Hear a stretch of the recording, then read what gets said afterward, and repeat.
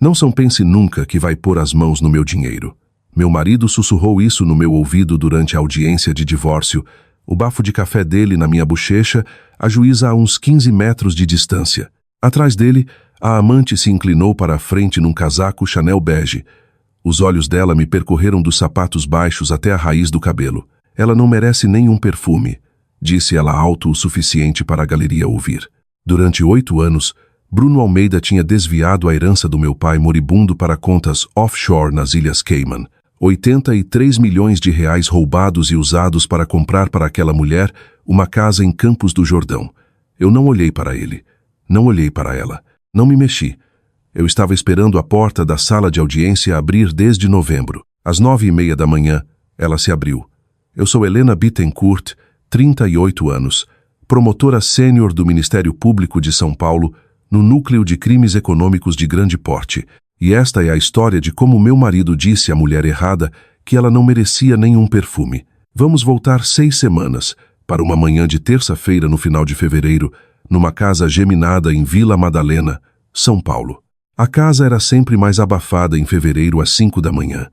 Eu deixava o ar-condicionado baixo para o aparelho velho do meu pai não fazer barulho e acordar o Otto, nosso Beagle. Otto desceu as escadas atrás de mim, as unhas clicando na madeira, e sentou aos meus pés enquanto eu preparava a merenda da Lara. Bruno ainda dormia lá em cima. Ele dormia até tarde nas semanas de audiência, mesmo nas dele. Tinha 3 reuniões marcadas na gestora aquele dia e tinha me dito com um sorriso paciente que usava para mim que eu não deveria me preocupar. O escritório de advocacia cuidaria dos advogados e os advogados cuidariam de mim. A cozinha cheirava a café e ao lustra-móveis de limão que minha mãe usava na mesa na noite anterior. Minha mãe morava a 2 quarteirões, num apartamento térreo que comprou com a aposentadoria de bibliotecária e o seguro de vida teimoso do meu pai. Ela tinha chaves da casa. Tinha vindo cedo trazer muffins de milho para a Lara e garantir que eu estava comendo. Eu não estava comendo muito. Não comia desde novembro. Depois que a Lara sentou à mesa, o cabelo ainda com fita do sono, fui até meu escritório e destranquei a última gaveta da velha escrivaninha do meu pai. O pacto antenupcial estava lá dentro, 8 páginas, a folha de assinatura amarelada nas bordas. Li de novo. Depois tranquei de volta, beijei o topo da cabeça da minha filha e caminhei até o metrô. O fórum da Barra Funda estava quente. O núcleo de crimes econômicos ficava no 9º andar, atrás de 2 portas de vidro e um pequeno saguão onde o mesmo homem atendia o telefone havia 19 anos. Ele acenou para mim. Eu acenei de volta. Greta Calado, minha melhor amiga desde os 23 anos, quando estávamos famintas na USP Direito, já estava no meu escritório segurando um copo de café da cantina contra o peito. Ela era chefe do núcleo havia 2 anos e era a razão de eu ainda ter uma mesa. O processo está andando, disse ela baixinho. Ela não disse qual processo. Nós não dizíamos qual processo. Tudo bem, eu disse. Ela pousou o café. Colocou um pedaço dobrado de papel amarelo, do tipo de bloco jurídico, virado para baixo no meu mata-borrão. Não me entregou. Não precisava. Cruzou os braços sobre a blusa e olhou pela minha janela para a marginal. Quando ela saiu, desdobrei o papel. Havia 2 caracteres escritos na letra quadrada dela, sem pontuação, 9 de abril. Dobrei de novo, menor dessa vez, e enfiei no bolso de moedas da carteira, atrás da foto da Lara com 3 semanas, aquela que Bruno gostava de apontar quando queria me lembrar o que havíamos construído juntos. Ele nunca tinha construído nada, só tinha gastado. A festa beneficente daquela noite era para o fundo de bolsas da USP Direito em nome de Bruno. Ele tinha insistido em fazer em casa porque dizia que a casa geminada ficava linda. 30 convidados, um caterer chamado Vicente, 4 garrafas de vinho chileno no gelo e um trio de cordas na sala de estar tocando algo agradável de Vila Lobos. Eu vesti um vestido preto e as pequenas pérolas que minha mãe me dera na formatura da faculdade de Direito. Servi bebidas. Perguntei sobre os filhos das pessoas. Recarreguei a cesta de pão na mesa da sala de jantar quando o auxiliar do caterer estava no 2º andar. A Bela chegou às 7h30. Tinha 29 anos e o vestido era da cor de osso. Bruno a apresentou como diretora de relações com investidores, o que era verdade, como mestre pela FGV, o que também era verdade, E como segunda mão na gestora, o que era mentira que eu escolhia não contestar ainda. Ela entrou no hall com a mão do meu marido na base das costas dele. Ele tirou tarde demais. Senti os passos da minha filha na escada antes de ouvir. A Lara estava de pijama, o de algodão com raposinhas. Ela se inclinou no corrimão e apontou. Mãe, disse alto o suficiente para 2 cômodos ouvirem. Aquela é a moça da festa à fantasia do papai. O trio de cordas continuou tocando. O sorriso da Bela rachou num canto. Subi as escadas até minha filha e a carreguei, todos os 22 quilos dela, de volta para a cama. Quando desci, o broche foi a primeira coisa que vi. Era pequeno, dourado, em forma de rosa silvestre de 6 pétalas com uma única pérola no centro, e tinha pertencido à minha avó, depois à minha mãe, depois a mim. Eu o tinha visto pela última vez preso num casaco no meu closet no Natal. Tinha sumido no dia 2 de janeiro.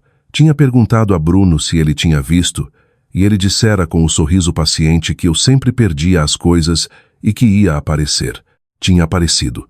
Estava preso na gola bege do vestido da Bela Aquino, logo abaixo da clavícula, captando a luz do lustre do hall. Fui até a cozinha, abri o iPhone no bolso do vestido sem levantar, lo ao rosto, e tirei 2 fotos do ombro dela do outro lado da sala fingindo ler uma mensagem. Depois servi outra garrafa de vinho num novo decanter e levei de volta para os convidados. Foi no dia 18 de outubro de 2019 que eu deveria ter percebido.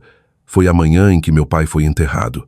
Lembro da grama molhada no cemitério da Consolação e da mão de Bruno nas minhas costas durante todo o culto. E como na recepção na pequena sala ao lado da capela, ele se inclinou e disse bem gentilmente: Querida, deixa eu cuidar dos investimentos. Você não vai querer pensar em dinheiro enquanto está de luto. Eu não queria pensar em dinheiro enquanto estava de luto. Eu disse sim. Disse sim por 5 anos, antes de começar a aprender o que aquele sim tinha me custado. Algumas histórias são melhores contadas rápido porque a versão lenta te torna cúmplice. Conheci Bruno em 2012 num coquetel de ex-alunos da USP Direito. Ele tinha cursado 2 semestres na USP antes de transferir para outra instituição, mas usava o crachá de ex-aluno como se fosse letra de varsity. Comprou para mim uma cerveja Lager brasileira. Me ouviu descrever meu trabalho sobre diretrizes de sentenciamento federal por 40 minutos, com o que agora reconheço como o interesse paciente de um homem memorizando as saídas de emergência. Casamos em maio de 2014 no Jardim de Cerejeiras do Parque Ibirapuera. As flores tinham florescido cedo aquele ano e já estavam marrons nas bordas. Na manhã do jantar de ensaio, a mãe dele, Helena, me levou para o terraço do 2º andar do restaurante e pôs a mão no meu antebraço. Obrigada, disse ela, por casar com meu filho antes que alguém inteligente fizesse isso. Eu ri porque achei que era o tipo de piada que uma sogra paulistana fazia quando não sabia o que fazer com as mãos.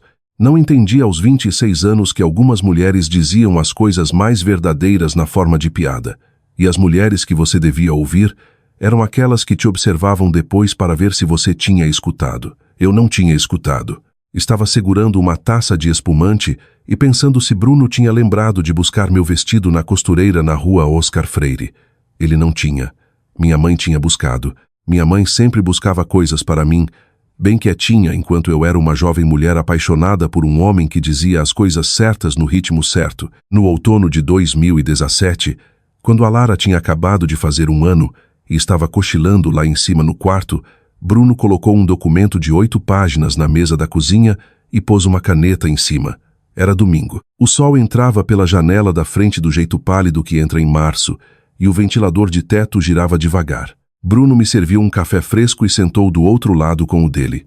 Só papelada, amor, disse ele. Só protege a gestora.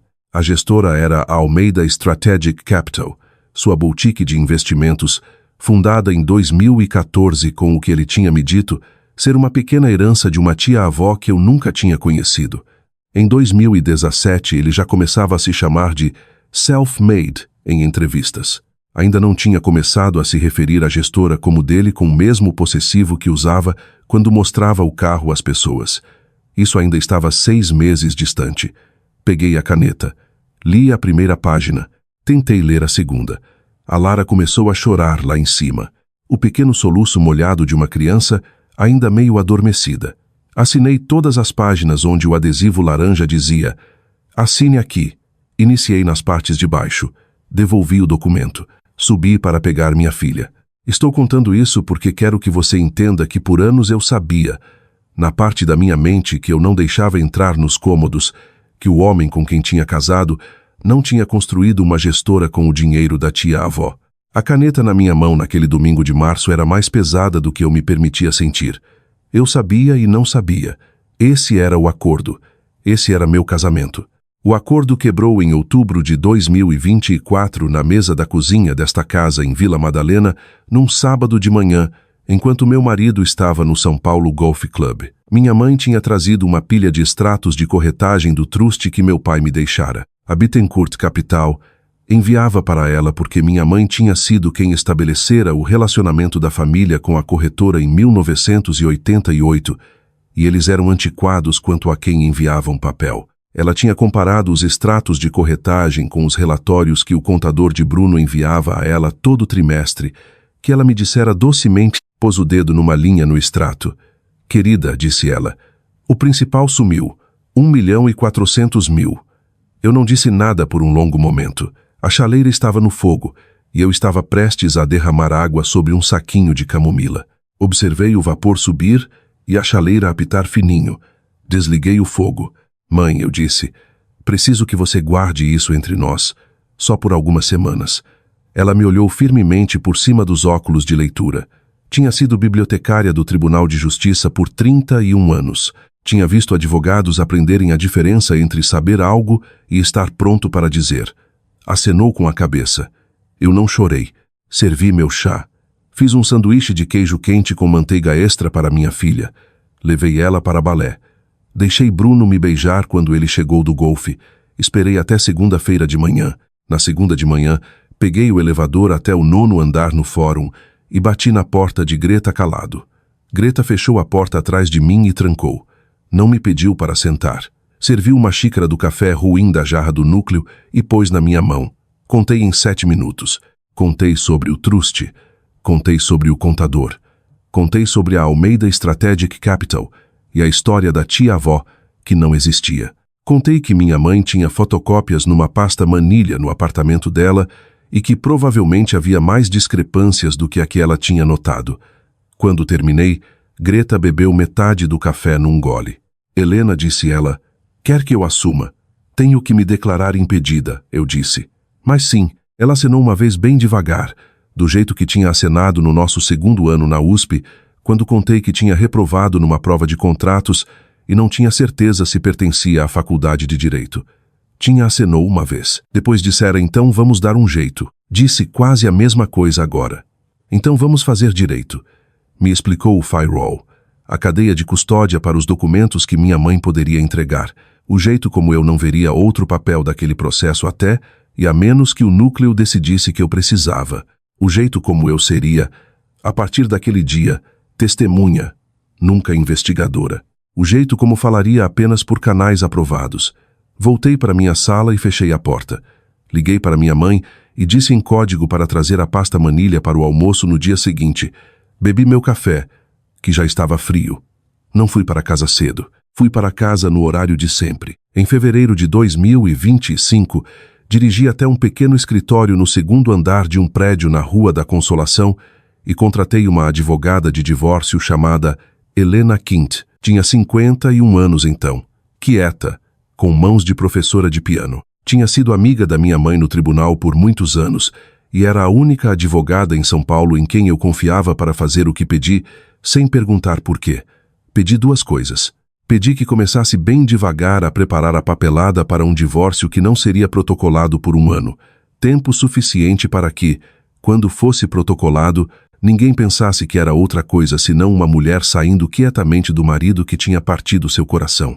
Pedi que olhasse o pacto antenupcial. Ela leu numa tarde de terça enquanto eu sentava do outro lado e observava um taxista na janela discutindo com um funcionário da Vivo.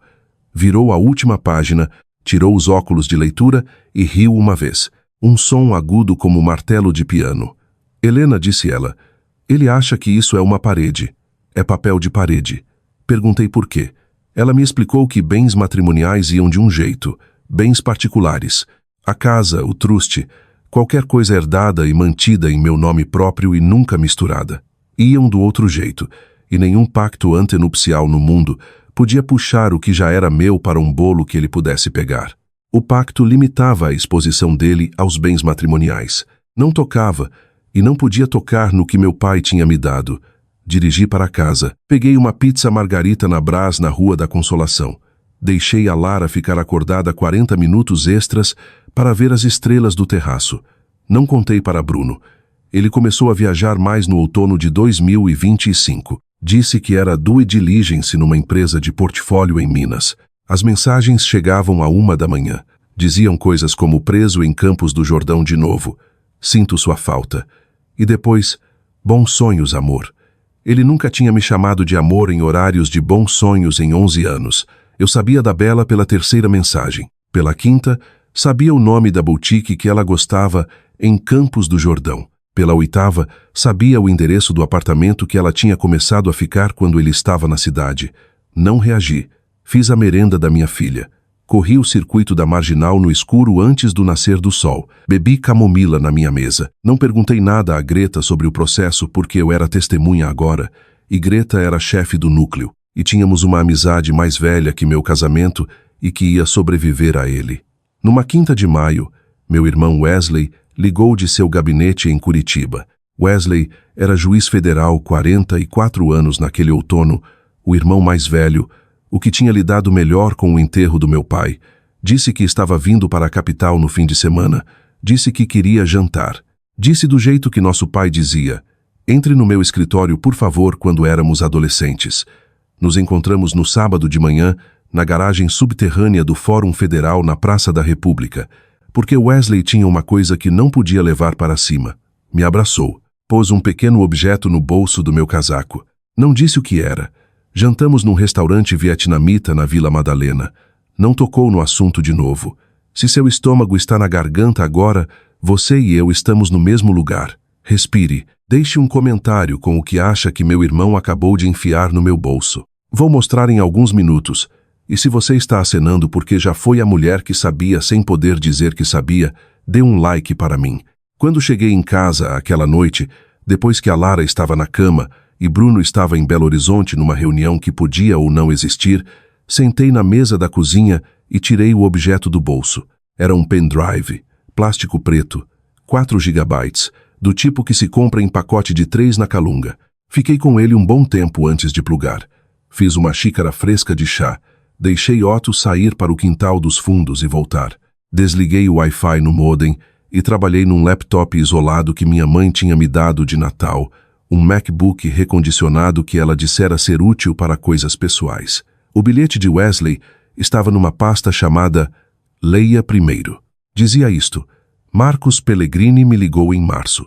Bruno o caloteou em 90 mil numa empreitada em 2019. Marcos voltou para a faculdade, tirou o credencial de contabilidade forense e começou a fazer trabalho de extração para uma firma em Brasília. Puxou isso para mim quando soube por um velho amigo da USP que eu era seu irmão. Trate como se mordesse. Te amo, W. Li 2 vezes. Depois cliquei nas planilhas. Havia 14 entidades offshore nas Cayman. Havia 3 LLCs em Delaware. Havia balanços trimestrais desde 2014, o primeiro ano completo da Almeida Strategic Capital. Passei pelas primeiras 10 sem aprender nada que já não tivesse adivinhado. Foi no fundo do 11º documento que vi o nome. Uma signatária nominal num documento de formação de conta de 2022. A caligrafia era pequena e conlaçada no final de cada maiúscula. Bela Marina Aquino. Fechai o laptop. Levantai. Lavei a xícara de chá na pia. Quando sentei de novo, abri o pequeno caderno de couro que guardava na gaveta da cozinha e escrevi uma linha numa página limpa. B é corré. Sublinhei 2 vezes. Não dormi muito aquela noite. Deitei do meu lado da cama no quarto vazio e observei os faróis de uma van de entrega se moverem pelo teto e tentei entender que tipo de mulher coloca o nome numa estrutura de lavagem de dinheiro para um homem que não casou com ela. Cheguei a 3 respostas e nenhuma era simpática o suficiente para amolecer o que eu ia fazer. A primeira resposta era que ela era gananciosa. A segunda era que era burra. A terceira era que era as duas coisas, que é o que a maioria das pessoas é quando acha que amor é a mesma coisa que acesso. Tomei a decisão às 4 da manhã e dormi 90 minutos. De manhã, levei o laptop isolado numa sacola até o apartamento da minha mãe na Rua da Consolação e deixei na mesa da cozinha dela. Ela não perguntou. Tinha um envelope manilha próprio esperando por mim. Trocamos. Fui trabalhar. Fiz uma ligação para um número de denúncia que tinha decorado em novembro de 2024 e nunca usado. Deixei uma mensagem de 30 segundos nomeando a Almeida Strategic Capital e uma série de números de conta que qualquer estranho poderia ter lido num extrato de corretagem. Até às 11 da manhã, o nome de Greta apareceu no sistema como oficial receptora da nova denúncia anônima número 2.025.1041.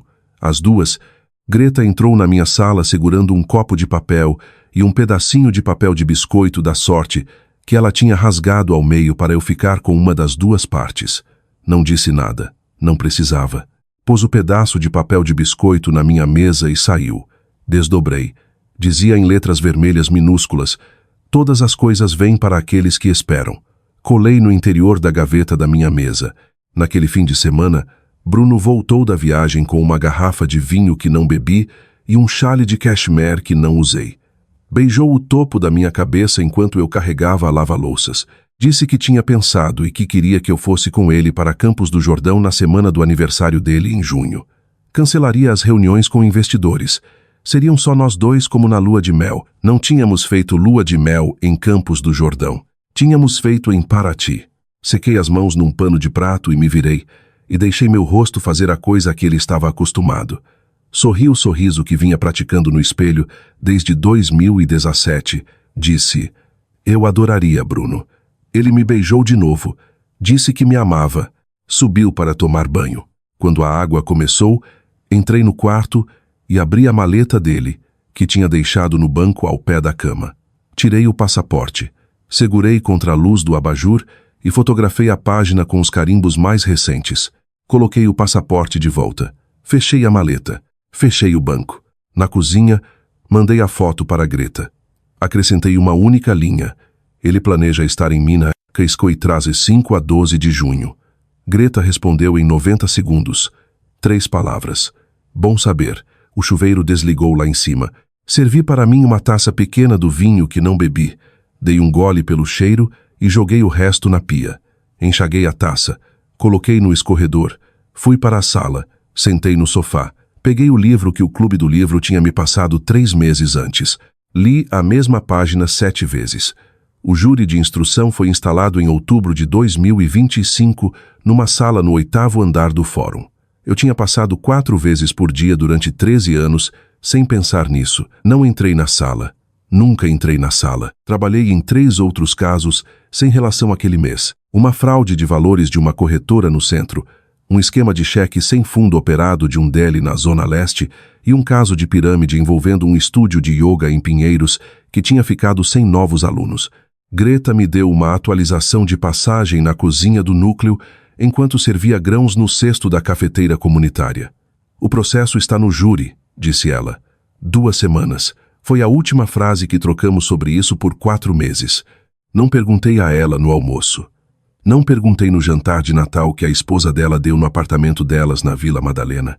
Sentei de frente para a Greta na mesa comprida e comi o assado que a esposa dela tinha feito e falei sobre a peça de teatro da Lara no 2º ano e sobre se a Biblioteca Pública de São Paulo deveria manter as unidades abertas mais tarde aos domingos. Greta falou sobre um livro que estava lendo sobre a reconstrução. Não dissemos o nome dele. Quando saí do apartamento delas aquela noite, Greta me abraçou na porta por um segundo extra. Disse: dirija com cuidado. Tínhamos vindo de metrô. Eu sabia o que ela queria dizer. Em novembro de 2025, enquanto minha mãe tinha levado a Lara para o Museu da Criança, Helena Quint veio à casa e sentamos juntas na mesa da sala de jantar por 6 horas. Espalhamos cada extrato conjunto, cada cartão de crédito dos últimos 7 anos, cada confirmação de transferência, cada declaração de imposto. Fizemos fotocópias de tudo em 2 pilhas coloridas, uma para mim, uma para o cofre de Helena no escritório. Foi Helena quem encontrou. Bateu a unha bem cuidada contra uma confirmação de transferência de março de 2000 e 25 de 2.400.000. Campos do Jordão, disse ela, 218, Rua Galina Sul. Título em nome da gestora, aos cuidados de uma Susan Pellier. Susan Pellier, eu disse, provavelmente uma advogada imobiliária servindo de laranja. Helena disse que ele comprou para ela, sua amante. Comprou um lugar para ela morar com dinheiro que deveria estar repassando o truste do seu pai. Anotei o endereço no meu caderno, sublimei uma vez.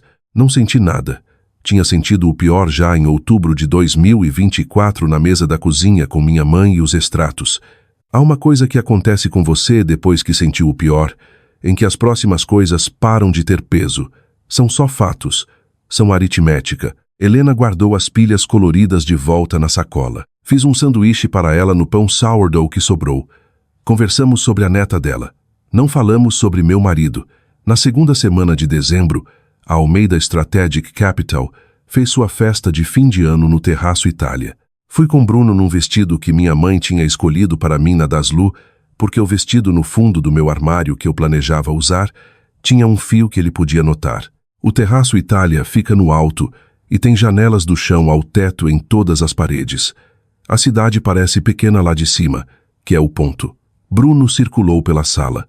Bebi uma taça de champanhe e segurei uma segunda para camuflagem. A Bela usava um vestido verde e estava num canto do bar conversando com um associado júnior que claramente tentava descobrir como sair da conversa. Bruno cruzou a sala para reabastecer o bourbon. Ao passar pela Bela, a mão direita dele, baixa no quadril, encontrou a base das costas dela. 3 dedos, 2 segundos. Abri o app de notas no iPhone, digitei a hora, digitei o local. Acrescentei a hashtag que tinha usado 8 vezes nos 5 meses anteriores. Número 4 a 9. Uma mulher de uma das empresas de portfólio da gestora veio até mim. Tinha um relógio Patek Philippe e o hábito de rir alto demais das próprias observações. Apertou meu braço. Você deve ter tanto orgulho dele, Helena, disse ela. Todo dia, eu disse. Ela riu. Eu ri também. Segurei a taça de champanhe intocada perto do peito e observei a mão direita do meu marido trabalhar a sala. No penúltimo dia de dezembro, cheguei cedo do trabalho e entrei pela porta da garagem para o painel de alarme não tocar. Bruno estava lá em cima no chuveiro. O laptop dele estava aberto no balcão da cozinha ao lado de uma xícara de café frio pela metade. Sentei. Toquei uma tecla. A tela destravou porque Bruno nunca trocava a senha dos 4 letras do nome da nossa filha e o ano em que casamos. Abri o iMessage. Havia 8 meses de mensagens com a Bela. Rolei. Não li todas. Li o suficiente. Fechei o laptop. Peguei minha xícara. Deixei cair. A porcelana bateu no piso de ardósia e o cabo deslizou para baixo da geladeira. Bruno desceu correndo as escadas de toalha. Helena, o que aconteceu? Olhei para ele. Deixei meu rosto mostrar pela primeira vez, em 8 meses, o que meu rosto estava escondendo. Deixei as lágrimas virem porque as lágrimas eram úteis agora. Quem é ela, Bruno? Ele ficou no vão da porta com a toalha na cintura, água nas sobrancelhas, e a boca abriu e fechou uma vez antes de tentar o sorriso paciente. E o sorriso paciente não funcionou porque tínhamos passado do sorriso paciente. As 2 semanas seguintes foram as mais barulhentas do meu casamento. Foram também, em retrospecto, as mais fáceis. Helena protocolou no dia 14 de janeiro de 2026. No dia 17, Bruno gritou comigo pela porta da frente aberta, enquanto o oficial de justiça se afastava. Vou te enterrar no tribunal, Helena, berrou ele. Pacto antenupcial. Pacto antenupcial. Sérgio Marcondes tinha 62 anos e tinha sido o advogado de divórcio preferido dos ricos frágeis dos Jardins por 31 deles. Tinha um escritório de esquina num prédio na Avenida Paulista, um bronzeado que levara décadas para aperfeiçoar e uma tendência de começar toda a conversa, citando suas próprias vitórias passadas. Bruno o contratou na 3ª semana de janeiro. A primeira carta de Marcondes para Helena chegou em papel creme pesado com timbre de CEP paulista. Anunciava sua contratação. Informava que seu cliente pretendia cumprir o pacto antenupcial à risca, sugeria em linguagem ou deliberadamente paternalista ou mal editada que a SAR. Almeida talvez desejasse considerar sua dignidade ao concordar com uma resolução rápida e modesta. Helena me encaminhou a carta por e-mail como PDF. O assunto dizia apenas: leia o anexo, depois ligue quando tiver 1 minuto. Li no meu escritório com a porta fechada. Ri uma vez, bem baixinho, do jeito que Greta tinha rido em fevereiro quando leu o pacto. Liguei para Helena. Disse: o que você quer mandar de volta? Ela disse: eu gostaria de mandar uma linha. Eu disse: que linha? Ela disse: aguardando. Eu disse: manda. Ela mandou. Marcondes não respondeu por 9 dias. Quando respondeu, a carta tinha 1/3 do tamanho anterior e o timbre em relevo tinha sido substituído por papel comum do escritório. Propôs um acordo de R$1 milhão e o beagle da família. Helena mandou de volta 2 palavras dessa vez. Sem interesse. Marcondes ligou para ela. Ela disse a ele num tom que geralmente reservava para testemunhas hostis no tribunal de família que sua cliente veria o cliente dele na audiência marcada para o dia 9 de abril. Desejou-lhe um agradável resto de noite. Desligou, serviu para si um dedo de uísque e me ligou para rir sobre isso. Bebi chá. Ri com ela. Fui para casa e fiz o jantar. Na última semana de fevereiro, Helena Almeida ligou para minha mãe. Sei porque minha mãe me contou com a expressão satisfeita de uma bibliotecária que acaba de ganhar uma pequena discussão com um frequentador barulhento. Tinha atendido a ligação de pé na cozinha, encostada no balcão ao lado da cafeteira. Helena tinha falado 9 minutos sem respirar, do jeito que Helena sempre falava. Minha mãe tinha conduzido. Quando Helena finalmente pausou, minha mãe disse bem agradavelmente: Helena, minha filha não precisa de ninguém para colocar juízo nela. Ela é o juízo. Depois disse: por favor, dê meus cumprimentos ao seu marido. Espero que o quadril dele esteja melhor. E então desligou. Contou tudo isso para mim sobre filés de frango na pequena mesa de jantar do apartamento dela na Rua da Consolação. A Lara estava na mesa de centro da sala ao lado fazendo um quebra-cabeça da Skyline de São Paulo. Otto estava aos pés da minha mãe. Mãe, eu disse, isso foi perfeito. Ela deu de ombros. Ofereceu mais salada. Sou promotora há 13 anos. Fiquei de pé num fórum federal no segundo dia de julgamento e senti meu corpo tremer. Não aprendi em todos esses 13 anos o que minha mãe aprendeu em 3 décadas assistindo advogados da mesa da bibliotecária. Que as palavras que você não diz são as palavras que decidem quem ganha. Minha mãe não tinha dito uma palavra que desse qualquer informação para Helena. Não tinha confirmado o divórcio. Não tinha negado. Tinha simplesmente removido a própria filha da conversa como um problema a ser resolvido e nos colocado de volta nos nossos lugares. Minha filha e a filha do pai dela numa cozinha na Rua da Consolação, comendo frango com manteiga. Peguei uma segunda porção. Pedi que mandasse meu amor para Wesley.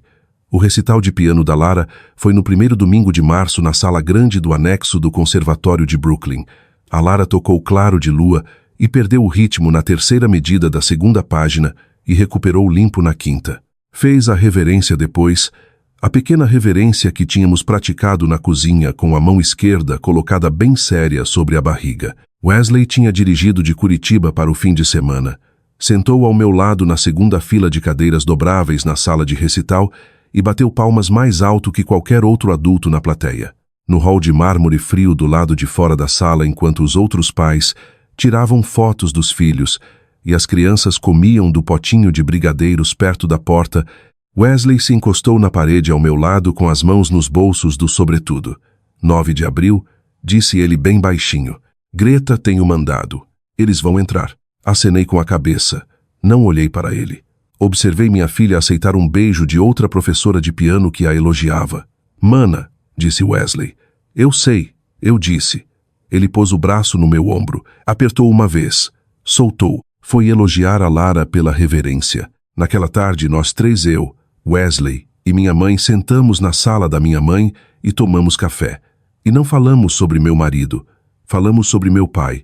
Falamos sobre a vez que ele levou Wesley para um clássico entre Corinthians e São Paulo em 1995. E eles comeram tantos cachorros quentes que não conseguiram jantar.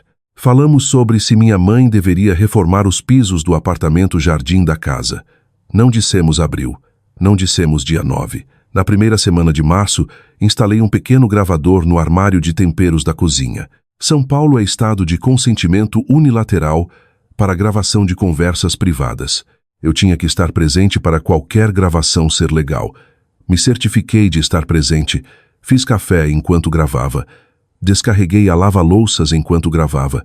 Fiz a merenda da minha filha enquanto gravava. Bruno, que tinha se mudado para o quarto de hóspedes 2 meses antes, descia para o café da manhã todo dia às 7h30.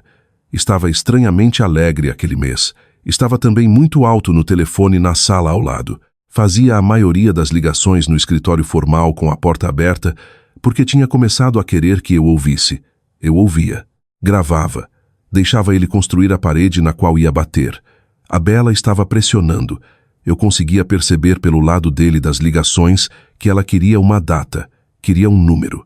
Queria o apartamento em Campos do Jordão no nome dela e a casa em Vila Madalena colocada à venda. Bruno continuava dizendo na voz paciente que tinha usado comigo que essas coisas levavam tempo. Amor, me escuta, disse ele uma manhã no telefone da cozinha, enquanto eu estava a 1 metro dele picando um pimentão verde. Quando o juiz terminar, ela vai ter sorte de ficar com os sapatos. Eu prometo, Bela. Piquei o pimentão verde. Não me virei. Coloquei o pimentão numa tigela com cebola fatiada e queijo feta e pus a tigela na geladeira para a salada que comeria no almoço. Ele beijou minha bochecha quando saiu para o escritório. Não notou que eu tinha largado a faca. A ligação com Marcondes veio 2 manhãs depois. A porta do escritório estava fechada dessa vez, mas eu sabia o que portas fechadas eram na nossa casa. Fiquei no corredor de Rob com uma xícara de chá numa mão e a coleira do Otto na outra, e escutei. Ela fica com o cachorro, Bruno estava dizendo. Metade das roupas dela, o quarto disse a mãe dela deu. Nada mais. De repente nada, e eu quero que ela chore. Houve uma pausa do lado dele. Quero ela chorando de repente no banco das testemunhas. Quero que todo repórter que cobre o direito de família nesta cidade escreva que Bruno Almeida saiu de um tribunal mais rico do que entrou. Tenho sido muito paciente com ela e muito generoso. Acho que ela esqueceu como a generosidade se parece. Afastei da porta bem quietinha antes que ele terminasse. Fui para a cozinha. Abri o armário de remédios sobre a pia. Descasquei um post-it amarelo do bloco. Escrevi 4 caracteres nele. 9h30 da manhã. 9 de abril. Colei na parte interna da porta do armário atrás do frasco de ibuprofeno infantil, onde meu marido nunca olharia. Levei Otto para dar a volta no quarteirão. O vento do rio Pinheiros era daquele frio que fazia a garganta doer. Otto farejou a base de um hidrante. Esperei. Farejou o segundo hidrante. Esperei. Fizemos o circuito de 17 minutos que meu marido não fazia ideia que eu fazia toda manhã. No meio do caminho, parei no banco em frente à igreja na rua Fradique. Sentei 30 segundos. Não senti nada. Levantei. Caminhei para casa. 2 noites antes da audiência, minha mãe chamou a Lara e eu para jantar no apartamento dela. Tinha feito espaguete com almôndegas. Tinha uma salada César com anchova demais no molho, do jeito que meu pai gostava. Havia 2 velas no candelabro de prata que tinha ganhado de presente de casamento em 1980 e uma toalha de mesa branca limpa que tinha passado aquela tarde. No meio do jantar, com a Lara girando uma almôndega nos dentes do garfo e cantando baixinho, me inclinei para o ouvido da minha filha. Não importa o que acontecer esta semana, filhinha, eu disse. Você está segura e é amada. E sua avó e eu estamos bem aqui. Tá bom, a Lara acenou. Não olhou para cima da almôndega. Disse, tá bom, mãe, e voltou a girar. Depois do jantar, enquanto a Lara assistia a um filme no sofá e Otto dormia no colo dela, minha mãe veio até mim com uma pequena caixa de veludo preto. Pôs na minha mão. Não disse nada. Abri a caixa. O broche estava lá dentro. Rosa silvestre dourada de 6 pétalas. Pérola única. Ela devolveu, minha mãe disse, quando contei que era da sua bisavó. Olhei para ela por cima da tampa da caixa. Você foi vê-la, eu disse. Almocei com ela no Hotel Unique. Minha mãe disse que teve um tempo muito agradável. Conversamos sobre a família dela em Campinas. Ela usava um casaco Chanel. Deu o broche no segundo coquetel. Prendi no lapel do meu casaco que estava pendurado na cadeira atrás de mim. Não tirei pelos próximos 48 horas. Acordei às 5h30 da manhã do dia 9 de abril, que era uma quinta-feira. A casa estava quieta. Não se ouvia o zumbido do ar-condicionado. Deitei na cama 1 minuto e observei o teto clarear e escutei Otto respirando no tapete. Desci. Fiz o mingau da Lara do jeito que ela gostava, com uma colher de chá de açúcar mascavo e 3 mirtilos. Preparei a merenda. Sanduíche de peru, sem casca, 3 palitos de cenoura. O biscoito verde da padaria. Coloquei um pequeno bilhete na lancheira, a lápis, que dizia: "Tenho orgulho de você todo dia", com 2 corações. Tinha escrito esse mesmo bilhete com 2 corações toda quinta de manhã por 2 anos. A Lara desceu às 7. Comeu o mingau. Leu 3 páginas do livro do capítulo. Perguntou se podia ter o cabelo trançado porque a professora de piano tinha dito que tranças faziam pianistas melhores, o que não era verdade, mas não corrigi. Trancei o cabelo dela no balcão da cozinha. Minha mãe chegou às 7h45 para levar a Lara para a escola. Não olhou para mim. Não precisava. Abotoou a Lara no casaco, me beijou na bochecha e segurou minha mão por 2 segundos na porta da frente. "Dirija com cuidado", disse ela. "Te vejo à noite." Saiu. A casa ficou muito quieta. Subi. Vesti um vestido preto e as pequenas pérolas. Prendi o broche da minha bisavó no lapel do casaco. Coloquei o pedaço de papel de biscoito da sorte que Greta tinha me dado no bolso de moedas da carteira atrás da foto da Lara com 3 semanas. Peguei as chaves do Toyota Corolla alugado que tinha estacionado do outro lado da rua na noite anterior. Dirigi até o Fórum de Santana. A vara de família fica no 7º andar. O corredor é estreito e os bancos são de madeira e o ar cheira do jeito que ar de fórum cheira. Café velho e cera de piso. Sentei no banco do lado de fora da sala 12 com o casaco dobrado no colo e as mãos planas nos joelhos. Bruno chegou às 8h45 num carro com motorista. Sérgio Marcondes chegou com ele num terno azul marinho e gravata amarela. Ficaram no corredor e conversaram em voz baixa, e eu não olhei para eles. Marcondes olhou para mim uma vez, do jeito que olhava para todas as partes contrárias. Acenou o pequeno aceno da Avenida Paulista, que eu tinha recebido do lado da promotoria de um tribunal mais vezes do que conseguia contar. A Bela chegou às 8h56. Usava um casaco Chanel bege e carregava uma bolsa Hermès e sapatos nude de salto. Sentou na primeira fila da galeria do lado de Bruno com os tornozelos cruzados. Marcondes tinha dito para ela vir, eu soube depois, pela óptica. Tinha achado que uma mulher jovem e bonita na primeira fila me desestabilizaria no banco das testemunhas. Ela olhou para mim uma vez, arrastou os olhos dos meus sapatos pretos baixos até o broche no meu lapel, não registrou nada e virou para a frente. Dentro da sala, a juíza Andrade já estava no banco. Tinha 66 anos. Loira platinada, óculos meia-lua, o tipo de juíza que fazia isso desde antes de qualquer um dos advogados à frente dela ter passado na OAB. Não perdia tempo. "Advogados, estamos prontos?" "Pronta, meritíssima", disse Helena. "Pronto, meritíssima", disse Marcondes. Bruno sentou à mesa da defesa, ao lado do advogado. Virou a cabeça e olhou para mim, e a boca fez a pequena forma confiante que fazia antes de dizer algo cruel. Eu não olhei para ele. Marcondes fez sua exposição inicial para a juíza na barítona quente, que aperfeiçoava desde o governo Sarney. Apresentou a generosa oferta do cliente, R$1.200.000 num pagamento único, custódia do Beagle da família e os pertences pessoais da Sarah. Almeida da casa, condicionado à execução da liberação mútua padrão e à desocupação da residência em 60 dias. Pausou. Sorriu. Olhou para Helena como se esperasse que ela agradecesse. Helena não agradeceu. Às 9h25, a juíza Andrade se virou para mim. "Sarah Almeida, tem uma resposta à oferta do seu marido?" Levantei. Ajeitei a frente do casaco. Senti o pequeno peso do broche no lapel. "Meritíssima", eu disse. "Antes de prosseguirmos, gostaria de um recesso de 2 minutos." As sobrancelhas da juíza Andrade subiram. Só o suficiente. Olhou para o escrivão. O escrivão deu de ombros. Marcondes riu. Foi uma risada pequena e deliberada destinada a encher a sala. "Meritíssima, meu cliente tem uma reunião às 11. "Advogado", disse a juíza sem olhar para ele. "O senhor sobreviverá a um recesso de 2 minutos. Virou-se de volta para mim. "Ceará, Almeida, 2 minutos. Sentei de novo. Bruno se inclinou.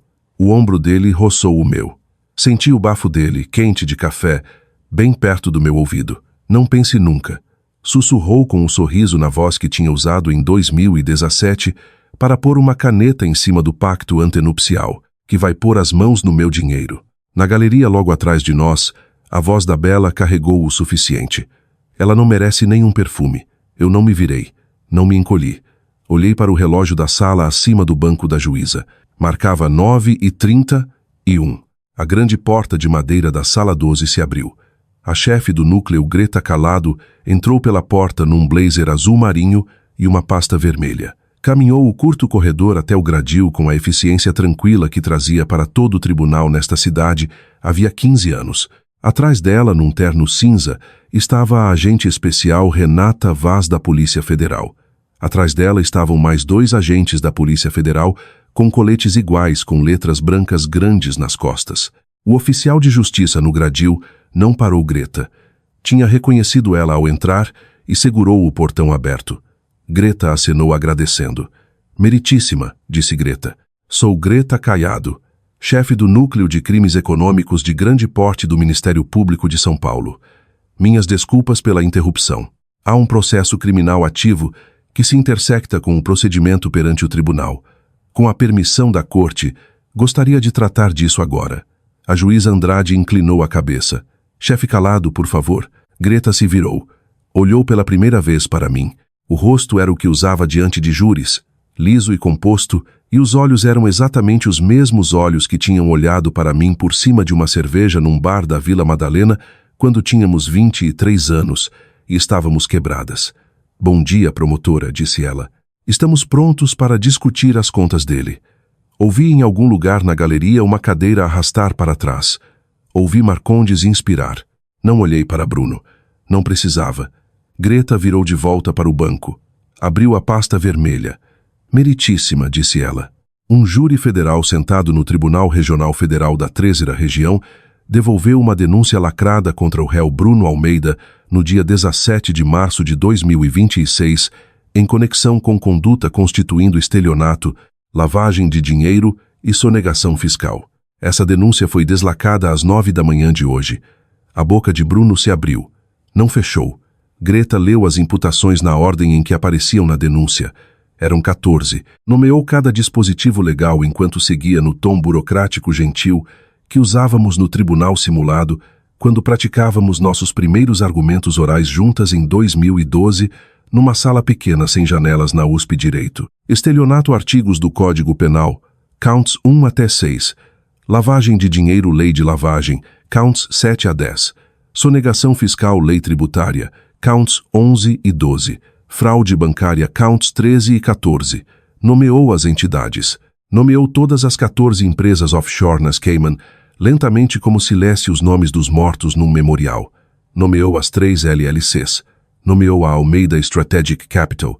Nomeou 2 bancos em Georgetown e 1 em Wilmington. Nomeou os co-signatários. Quando disse Bela Marina Aquino, ouvi na galeria atrás de mim um som que vou lembrar pelo resto da vida. Foi um pequeno suspiro molhado e engasgado, o tipo que uma pessoa faz quando acaba de perceber que o chão onde estava pisando sumiu há muito tempo e que a única razão de não ter caído é que ninguém tinha dito para olhar para baixo. Não me virei. Não precisava. Bruno ao meu lado se virou. Virou na cadeira devagar e olhou para a Bela na primeira fila da galeria pela primeira vez aquela manhã. Olhou para ela do jeito que se olha para um estranho que acaba de sentar ao seu lado no metrô. Olhou como se nunca a tivesse conhecido. Marcondes não olhou para ninguém. Bruno se levantou. Meritíssima, disse ele. A voz estava mais aguda do que tinha estado no café da manhã. Rachou levemente na segunda palavra. Houve uma confusão. Minha gestora tem a auditoria anual do Sérgio. Diga a ela, Sérgio. Marcondes não se mexeu. Pôs uma mão pesada no antebraço de Bruno e pressionou para baixo. A pequena pressão precisa com que um advogado da Paulista lembra a um cliente da Paulista que este não é mais momento para falar. Senhor Almeida, disse Marcondes bem baixinho. Sente-se. Bruno não sentou. A agente especial Renata Vaz, que não tinha falado desde que entrara pela porta, passou pelo gradil e cruzou até a mesa da defesa. Tinha 45 anos, e o rosto ainda ligeiramente divertido de uma agente federal que tinha feito isso muitas vezes antes. Sim, Almeida, disse ela. Por favor, permaneça sentado. Bruno sentou. Sentou com força como se os joelhos o tivessem sustentado por obrigação e agora reclamassem independência. Atrás de nós na galeria, a Bela se levantou. Não disse nada. Virou para o corredor. Deu um passo. Um dos 2 agentes da PF que tinham se movido durante a leitura de Greta para o fundo da sala estava de pé na cabeça do corredor. Não estava bloqueando. Simplesmente estava nele do jeito que homens ficam em lugares com as mãos cruzadas baixas à frente. Aquino, disse ele. Sente-se. A Bela sentou. A bolsa Hermès escorregou do colo e bateu no piso da galeria e ela não se abaixou para pegar. A fivela de latão fez um pequeno tinido contra a madeira. Eu não olhei para ela. Olhei para a juíza. Greta virou de volta para a juíza Andrade. Meritíssima, disse ela. Esta manhã, às 8 horas, o Ministério Público e a Polícia Federal cumpriram ordens de preservação de bens julgamento conforme a lei de lavagem em relação à residência do réu na Vila Madalena, nos escritórios da Almeida Strategic Capital na Avenida Paulista e numa propriedade localizada em Campos do Jordão, registrada nominalmente em nome da gestora e identificada na denúncia como veículo para os proventos lavados em questão. O patrimônio matrimonial representado no pacto antenupcial perante o tribunal foi substancialmente afetado. Pausou. Virou uma página. Com uma exceção, disse ela. A autora, Sra. Almeida, é a única beneficiária do Trust Ricardo e Catarina Bittencourt, cujo corpus foi confirmado por nossos contadores forenses e pelos trusteis da Bittencourt Capital como bem particular herdado conforme a lei de divórcio. A casa em Vila Madalena registrada unicamente em nome da Sara Almeida sob o espólio do pai em 2019 foi igualmente confirmada como bem particular herdado. Nenhum dos bens está sujeito a confisco e nenhum está sujeito ao pacto antenupcial perante este tribunal. A juíza Andrade não olhou para Marcondes. Não precisava. Marcondes, ao lado de Bruno, tirou o pacto antenupcial da mesa da defesa devagar, do jeito que um homem remove uma toalha de mesa quando a sala pegou fogo. Dobrou uma vez e colocou debaixo da pasta. Não fez som ao desaparecer. Por uma batida longa, a sala ficou em silêncio. Só o ar-condicionado zumbia baixinho.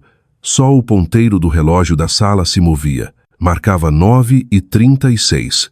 A agente Renata Vaz produziu um par de algemas do coldre no cinto e passou atrás da mesa da defesa. Senhor, Almeida, disse ela, por favor levante-se e coloque as mãos atrás das costas. Bruno não se levantou, não olhou para cima. Sentou bem imóvel e encarou o carvalho polido à frente, e a boca não fechou. Vaz, que claramente tinha feito isso com homens em sapatos piores, o levantou pelo cotovelo. Ele se levantou. Ela trouxe os pulsos dele para trás. As algemas fizeram o pequeno som brilhante que algemas fazem. Na galeria, 2 outros agentes tinham se posicionado. Levantaram a Bela bem gentilmente. Algemaram na frente do corpo, do jeito que algemavam mulheres na vara de família por uma velha cavalaria meio lembrada. O casaco bege deslizou de lado num ombro. Ninguém ajeitou. Bruno virou a cabeça uma última vez enquanto Vaz o levava passando pela minha cadeira. Disse, Helena, eu não levantei o olhar. Estava assinando um documento que Helena tinha colocado à minha frente. Não terminei minha assinatura até que ele tivesse sido levado pelo gradil e pela porta. Greta parou ao meu lado no caminho de volta pelo corredor. Não virou a cabeça. Deixou 2 dedos baixos ao lado roçarem o encosto da minha cadeira exatamente uma vez. Depois disse alto para a juíza. Meritíssima, pode pautar o caso da minha colega para a conclusão esta tarde. A advogada da autora, acredito, está em posição de prosseguir. Se você está me ouvindo agora e já sentou numa sala onde um homem em quem confiava dizia a pessoas que você não merecia nem um perfume, me escute. O trabalho não é ganhar. O trabalho é se tornar o tipo de mulher que não pode ser tirada. Pare de esperar a porta abrir. Seja a sala. Uma semana depois, numa quarta-feira na segunda metade de abril, o ipê no jardim dos fundos da casa em Vila Madalena começou a florescer. O jardim era pequeno, do tamanho de 2 carros e em forma de fatia de bolo. Meu pai tinha plantado o ipê em 1995, quando eu tinha 7 anos, e tinha me dito com a seriedade que trazia para todas as coisas pequenas que eu era responsável por ele daquele dia em diante. Tinha regado por 2 verões, depois parado, depois recomeçado na faculdade, depois esquecido até ele estar morrendo e eu ter pensado em perguntar se ainda estava vivo. Ainda estava vivo. A Lara estava agachada na base com uma pedra de rio lisa nas mãos, do jeito que tinha estado agachada no mesmo lugar por 9 anos, em toda a casa que já conhecera. Minha mãe tinha gravado o nome e as datas do meu pai na pedra com a ferramenta de gravação que guardava na gaveta embaixo da televisão, do jeito que outras avós guardavam agulhas de tricô. Ricardo Bittencourt, 1948 até 2019. A Lara colocou a nova pedra ao lado da antiga e arrumou uma pequena fileira de flores que minha mãe tinha trazido da floricultura da esquina. Levantou. Otto, que tinha estado deitado no degrau de tijolo num quadrado de sol da tarde, veio farejar as flores. A Lara limpou as mãos na frente do macacão e olhou para mim. Mãe, disse ela, por que a moça de terno te chamou de promotora? Ajoelhei no tijolo. O ipê mal começava a abrir nas pontas dos galhos mais baixos, as pétalas ainda molhadas no centro. Pus a palma contra a nova pedra. Porque é o que eu sou, querida, eu disse. Sempre fui. Ela acenou. Não fez mais perguntas. Pôs a mãozinha sobre a minha na pedra e deixou lá até Otto se cansar das flores e vir se encostar no quadril dela. Minha mãe trouxe chá para o degrau dos fundos em 2 canecas esmaltadas. Pôs no tijolo. Não sentou. Ficou com os braços cruzados, olhando o ipê e a neta, e eu e a pedra com o nome do marido. Algumas mulheres perdem tudo num divórcio. Eu acabei de recuperar o resto do meu nome.